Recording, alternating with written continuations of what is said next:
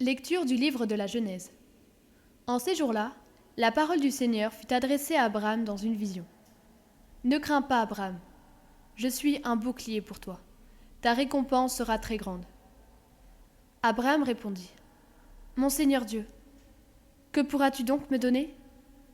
Je m'en vais sans enfant, et l'héritier de ma maison, c'est Éliézer de Damas. » Abraham dit encore, « Tu ne m'as pas donné de descendance, et c'est un de mes serviteurs qui sera mon héritier. » Alors cette parole du Seigneur fut adressée à Abraham.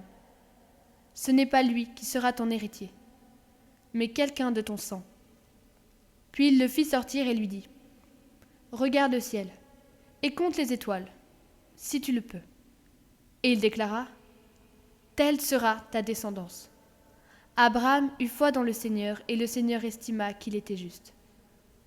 Puis il dit, « Je suis le Seigneur, qui t'ai fait sortir d'Our en Chaldée, pour te donner ce pays en héritage. » Abraham répondit, « Seigneur mon Dieu, comment vais-je savoir que j'en ai l'héritage ?»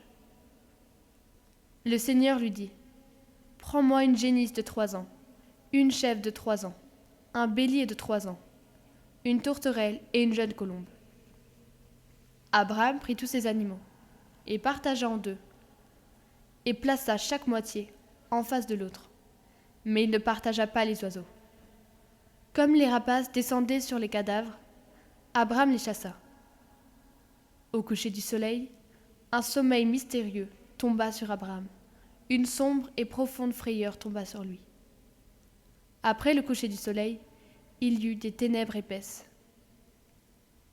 Alors un brasier fumant et une torche enflammée passèrent entre les morceaux d'animaux. Ce jour-là, le Seigneur conclut une alliance avec Abraham en ces termes. « À ta descendance, je donne le pays que voici, depuis le torrent d'Égypte jusqu'au grand fleuve, l'Euphrate. »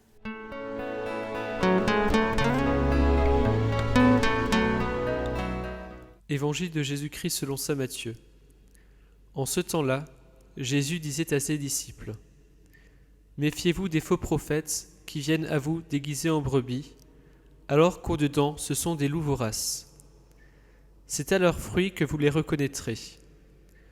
Va-t-on cueillir du raisin sur des épines ou des figues sur des chardons ? C'est ainsi que tout arbre bon donne de beaux fruits, et que l'arbre qui pourrit donne des fruits mauvais.